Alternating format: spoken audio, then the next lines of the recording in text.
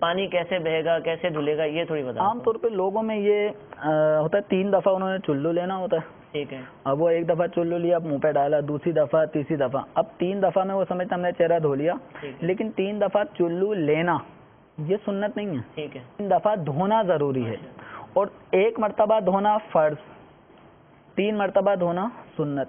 تو 1 دفعہ دھونے کا جو عمل ہے وہ یوں ہے کہ جو حصہ دھونا ضروری ہے چہرے میں یا ہاتھ کا یا پاؤں کا، تو ہر بال، ہر کھال کا حصہ، جلد کے حصے، اس پہ کم از کم 2 قطرے بہہ جائیں. ٹھیک ہے. تو 2 قطرے کا بہہ جانا یہ 1 مرتبہ دھلنا کہلائے گا، اور اسی طرح 6 قطروں کا بہہ جانا یہ 3 مرتبہ دھلنا کہلائے گا. اس طرح یہ سنت ادا ہوگی.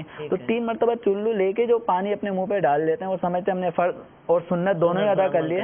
تو عمومی اعتبار سے بس اوقات وہ فرض ادا ہو پاتا ہے، بس اوقات فرض بھی ادا نہیں ہو پاتا، اور صرف منہ جیسے عام طور پہ سردیوں میں سردی لگ رہی ہے، وہ پانی کے قریب جانے میں تھوڑا سا ڈر لگتا ہے.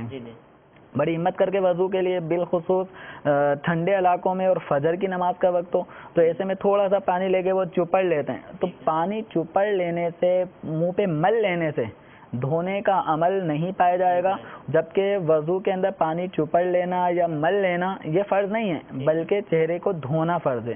تو اچھی طریقے سے ہم نے پانی بہانا ہے اور جو چہرے کی حدود ہیں ان کو دھونا ہے.